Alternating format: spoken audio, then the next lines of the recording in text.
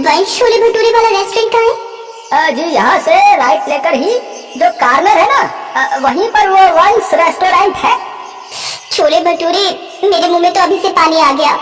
कुछ देर बाद अंजलि अपने पति, बच्चे और सास ससुर के साथ उस छोले भटूरे वाली के रेस्टोरेंट पर पहुंचती है और वहां अपनी बहन बबीता को देखकर गुस्से से भर जाती है। आखिर ऐसा क्या हुआ था कि दोनों सगी बहनें होकर उनमें इतनी नफरत थी?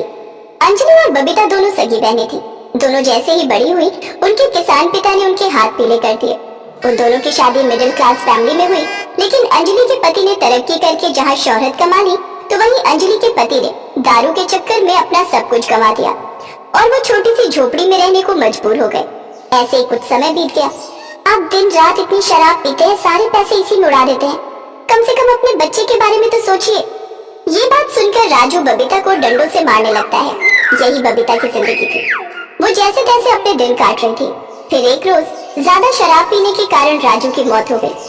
बबीता मजदूरी करके अपना और अपने बच्चे का पेट पालने लगी, लेकिन जब गांव में भी काम मिलना कम हो गया तो वो शहर में अपनी अमीर बहन अंजलि के घर चली गई। देखो बबीता, जो हुआ वो बहुत बुरा हुआ। खैर, अब तुम शहर में कुछ काम ढूंढ लो, वैसे भी गांव में तो कुछ रखा नहीं है। बबीता अब उनके साथ उनके घर के एक कमरे में रहने लगी। वो सुबह से शाम तक घर का सारा काम करती, साथ ही बाहर जाकर अपने लिए काम की तलाश भी करती, लेकिन उसे कहीं काम नहीं मिलता। एक रोज बबीता सबके लिए छोले भटूरे बनाती है, जिसे खाकर उसकी अमीर बहन के ससुराल वाले उसकी तारीफ करते नहीं थकते।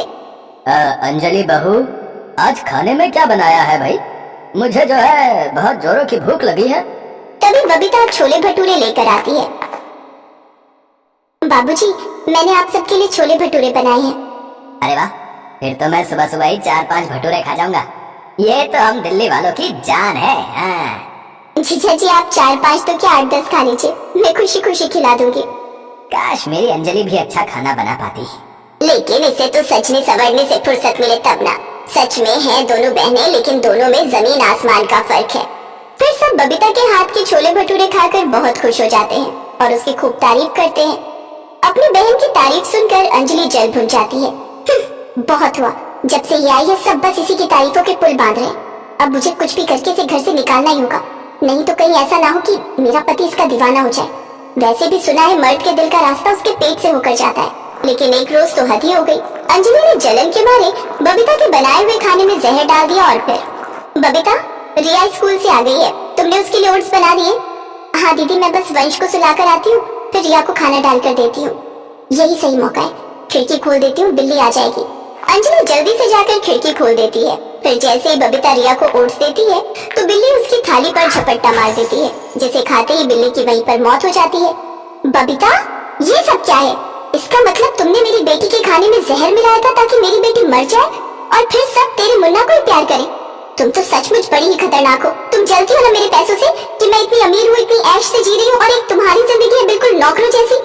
अब मैं तुम्हें इस घर में नहीं रहने दूंगी, निकल जा मेरे घर से। अंजलि घर वालों को ये यकीन दिला देती है कि बबीता ने जानबूझकर ऐसा किया है। फिर सबने उसे उसके बच्चे के साथ घर से निकाल दिया।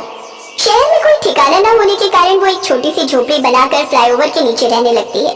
उसके पास ना तो कोई काम था और ना ही रहने के लिए कोई छत। अब क्या करूं? वंश के साथ यूं दर दर भटकना भी तो ठीक नहीं है। मुझे अपना कोई काम करना होगा जिससे मैं अपना और मुन्ना का पेट पाल सकूं। तभी उसकी नजर एक बेकार पड़े पुराने ठेले पर जाती है। छोले भटूरे। हाँ, इस ठेले पर मैं अगर छोले भटूरे बनाकर बेचूं तो मैं कुछ पैसे तो कमा ही लूंगी। वैसे भी यहाँ आसपास कोई छोले भटूरे की दुकान भी नजर नहीं आ रही। बबीता अपने कान की बालियां बेचकर छोले भटूरे बनाने का जरूरी सामान ले आती है और फिर अगले दिन से बस स्टॉप के पास ठेले पर छोले भटूरे बनाकर बेचने लगती है। अरे चलना राधा, उसके छोले भटूरे खाते, देखना कितने फूले फूले। हाँ चल, अब तो वो देखकर मेरे मुंह में भी पानी आ रहा है। दोनों उसके छोले भटूरे खाते हैं जो कि उन्हें बड़े ही टेस्टी लगते हैं। अब उसके पास काफी लोगों की भीड़ लगना शुरू हो जाती है। अब उसकी अच्छी कमाई होने लगती है। अब वो किराए का कमरा लेकर उसमें अपने मुन्ना के साथ रहने लगती है। ऐसे ही समय बीतता है। साल भर में ही उसके हाथ के भटूरे पूरी दिल्ली में फेमस हो जाते हैं। अब वो खुद की दुकान खोल लेती है और उसमें कुछ स्टाफ को रख लेती है। एक रोज अंजलि की बेटी रिया भी दिल्ली के वो फेमस छोले भटूरे खाने की जिद करती है। अंजलि अपनी बेटी और घर वालों के साथ उस रेस्टोरेंट की ओर जाती है। आज साल भर बाद दोनों का आमना सामना होता है। दीदी, आप सब यहाँ आओ ना, बैठो। तू गरीब यहाँ क्या कर रही है? तेरी तो औकात भी नहीं है इतने महंगे भटूरे खाने की। ओह अच्छा अच्छा, अब समझी। तू तुम यहाँ बर्तन धोने का काम करती होगी। रेनू, एक लग्जरी टेबल पर छोले भटूरे लस्सी के साथ मक्खन मारकर इन सबको सर्व करो। और हाँ, इस टेबल का बिल नहीं बनेगा। जी मैडम। मैडम? हाँ, ये रेस्टोरेंट बबीता मैडम का है, जो इन्होंने अपने बेटे के नाम पर रखा है। यही वो दिल्ली की फेमस छोले भटूरे वाली है। ये सुनते ही अंजलि को अपने किए पर बहुत पछतावा होता है और वो हाथ जोड़कर बबीता से माफी मांगती है। मुझे माफ कर दो बहन, उस दिन मैंने उस खाने में जहर मिलाया था क्योंकि सब तुम्हारी तारीफ करते थे, इसलिए मैं तुमसे जलने लगी थी। तुम इतना गिर सकती हो, ये मैंने कभी सोचा भी नहीं था। दीदी, आप माफी मत मांगिए, और अगर आप मुझे उस दिन नहीं निकालती तो आज मैं अपने पैरों पर खड़ी कैसे हो पाती और सारी दिल्ली में फेमस कैसे हो पाती। दोनों बहनें सब कुछ भुलाकर एक दूसरे को गले लगा लेती हैं। मेघना श्यामलाल और सुजाता की इकलौती औलाद थी, इसलिए वो लाडली भी थी। उसके पिता श्यामलाल किताबों की दुकान चलाते थे। मेघना भी अपनी पढ़ाई पूरी करके अब अपने पिता के साथ ही दुकान पर बैठती थी। मेघना बेटी, ला तेरे बालों में तेल लगा दूं? कितने दिन हुए तूने सिर की मालिश भी नहीं करवाई। लंबे बाल रखने का शौक है पर तेल भी तो लगाया कर। माँ, तुम हो ना मेरे बालों की देख रेख करने वाली, तो मुझे क्यों चिंता होने लगी? अच्छा, ससुराल चली जाएगी तो खुद से ही अपने सारे काम करने होंगे तुझे। क्या माँ, मैं तो वहाँ भी तुम्हें ही ले जाऊंगी। अगले दिन मेघना के पिता दुकान की किताबें और स्टेशनरी खरीदने बड़े बाजार चले जाते हैं। मेघना दुकान पर बैठी होती है। जी, मुझे एक फाइल मिलेगी, बड़ी ऑफिस फाइल। जी, ये 60 रुपए और ये 80 रुपए वाली है। ये 80 रुपए वाली दे दीजिए। ये इस तरह से पेपर नहीं लग पाएंगे, रुकिए मैं आपको पेपर पंचिंग मशीन देती हूँ। थैंक यू वेरी मच, वरना कोई इतनी मदद नहीं करता। वैसे मेरा नाम राजीव है, क्या आपका नाम जान सकता हूँ? जी, मेरा नाम मेघना है। धीरे धीरे मेघना और राजीव दोस्त बन गए और अक्सर एक दूसरे को वक्त देने लगे। और फिर एक दिन, मेघना, विल यू मैरी मी? हाँ राजीव, मैं भी आपसे बहुत प्यार करती हूँ। राजीव और मेघना अपने परिवारों में बात करते हैं और दोनों की शादी हो जाती है। मेघना अपने ससुराल आती है। राजीव के परिवार में राजीव के अलावा उसके माता पिता और छोटे भाई बहन थे। रिचा, अपनी भाभी को कमरे में ले जा। जी क्या? मैं भी और इसी वक्त आता हूँ। अच्छा रुकिए, मैं आता हूँ। राजीव, अभी इस वक्त कहाँ निकल रहे हो? बेटा, आज तो तुम्हारी शादी हुई है और बहू को यूं अकेले छोड़कर जाना जरूरी है क्या? माँ, ऑफिस में कुछ वर्कर्स दंगे पर उतर आए हैं, तो मेरे बॉस ने मुझे अर्जेंट बुलाया है। अब नौकरी में तो ऐसा ही होता है ना माँ, मुझे जाना होगा। मैं मेघना को समझा दूंगा, वो समझदार है।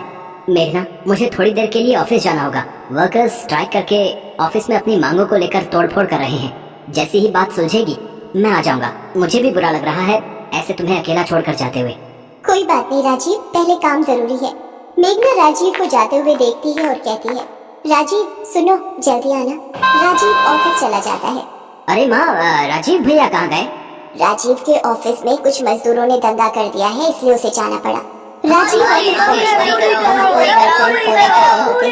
अरे मोहन सुरेश, ये क्या तरीका है मांगे पूरी करवाने का? इसे मारो सबसे पहले तो, ये मालिक का चहेता है, इसे ही मारो मारो मारो। सब वर्कर राजीव पर डंडे बरसाने लगते हैं। राजीव के सिर पर चोट आती है और वो वहीं मर जाता है। सारे वर्कर डर जाते हैं। अरे मालिक की गाड़ी आ गई, भागो भागो। राजीव, ये क्या हुआ राजीव? सर, ये तो मर चुके हैं। हमें ये बुरी खबर राजीव के परिवार को देनी होगी। बॉस राजीव के घर फोन करके राजीव के मरने की खबर देता है। ये नहीं हो सकता, मेरा राजीव नहीं। पिता का फोन हाथ से छूट जाता है। वो बड़ी मुश्किल से सबको ये बात बताता है। मेरा राजीव, ये क्या हो गया? हमारी खुशियों को किसकी नजर लग गई? भैया, आप हमें छोड़कर क्यों चले गए? कुछ देर बाद मोहित रोता हुआ राजीव की लाश को घर ले आता है। मेघना तो बिल्कुल शांत हो चुकी थी, मानो उसकी जिंदगी रुक गई हो। राजीव, आप मुझसे वादा करके गए थे कि जल्दी वापस आओगे। आपने वादा तोड़ दिया राजीव, आपने वादा तोड़ दिया। मेघना के माता पिता भी आ जाते हैं। पूरा माहौल सदमे में आ जाता है। राजीव का अंतिम संस्कार। तभी राजीव की बुआ दादी कुछ औरतों के साथ आ जाती है। आशा, ये क्या हो गया? राजीव कितनी छोटी उम्र में चला गया। अब रीति रिवाज के मुताबिक मेघना बहू को राजीव की विधवा बनकर रहना होगा। पर बुआ दादी, मुझे ये सब कुछ नहीं पता, तभी तो इन विधवाओं को लाई हूँ। ये मेघना को सब कुछ समझा देंगी। माँ, ये सब करना क्या जरूरी है? माँ, भाभी के साथ ये सब क्या हो रहा है? ये आजकल के बच्चे हमें बताएंगे रीति रिवाज। चलो तुम लोग मेघना को सफेद साड़ी पहना लाओ, फिर इसके सिर के बाल उतरवाने हैं। माँ, ये बहुत ज्यादा हो रहा है। भैया के जाने की इतनी बड़ी सजा, इसमें इनकी क्या गलती है? आशा जी, मेरी बच्ची के बाल मत उतरवाइए, मेरी बच्ची ये सहन नहीं कर पाएगी। सब लोग चुपचाप मेघना के साथ होते अन्याय को देख रहे थे। मेघना को सफेद साड़ी पहनाकर चौकी पर बिठा दिया जाता है। नाई मेघना के बाल उतारने के लिए उस तरह निकालता है। बुआ दादी, क्या ये सब जरूरी है? अभी इसकी उम्र ही क्या है? अब किस्मत ही फूटी हुई है इसकी। विधवा योग था तो अब पूरी जिंदगी विधवा बहू बनकर ही रहना होगा। मेघना रोए जा रही थी। सब लोग उसके साथ ये सब होता देख रहे थे, पर कोई भी उसके लिए कुछ कर नहीं पा रहा था। मेरी बच्ची मेघना, भाभी। मेघना बिल्कुल मायूस हो चुकी थी। उसके आंसू सूख रहे थे। उसकी किस्मत का फैसला भगवान के हाथ में था। तभी मोहित तेजी से मेघना की तरफ जाता है और उसका हाथ पकड़कर घर के मंदिर की तरफ ले जाता है और मंदिर में रखे सिंदूर को मेघना की मांग में भर देता है। सब लोग हैरान रह जाते हैं। ये क्या अनर्थ कर दिया इस लड़के ने? विधवा बहू से शादी कर ली। चलो चलो यहाँ से, कैसे पापियों का घर है। मेघना मोहित को चाटा लगा देती है और कमरे में जाकर फूट फूट कर रोने लगती है। आशा, कहीं ना कहीं मोहित ने जो किया है वो ठीक ही तो है। मेघना से शादी करके मोहित ने मेघना की जिंदगी में फिर से रंग भर दिए हैं। अभी उस बेचारी ने देखा ही क्या है। शायद आप ठीक कह रहे हो जी, हम भी तो ये सोच सकते थे, पर पुराने रीति रिवाजों के पल्ले में बंधकर आज एक बहू के साथ अन्याय कर रहे थे। मेघना, मेरी बच्ची, मैं जानती हूँ राजीव की यादें तुम नहीं भुला सकती, पर तुम्हें इस हालत में देखकर राजीव की आत्मा भी दुखी होगी। सब लोग मिलकर मेघना को समझाते हैं और मोहित के फैसले की सराहना करते हैं। मेघना की जिंदगी में फिर से एक बार रंग भर जाते हैं। एक विधवा बहू की शादी करके खुशियां मेघना की जिंदगी में फिर से दस्तक देती हैं।